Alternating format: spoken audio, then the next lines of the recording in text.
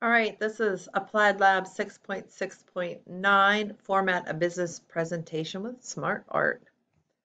Same thing as before, we're going to go through and make our changes. Convert the 5-item list into the smart art illustration called continuous block process. So here's our 5-item list.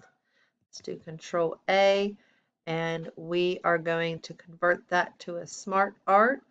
And we want the continuous block process, which is the third one down, first one. After objectives, we're going to add a smart art shape entitled, so let's add shape after, and we're going to call that one market analysis. Change the smart illustration to a color of your choice. So let's select the smart art object, and we're going to change the color.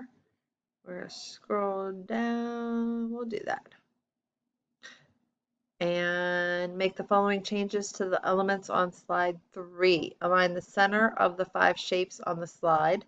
Align the center of the 5 shapes. So we're going to do this. Select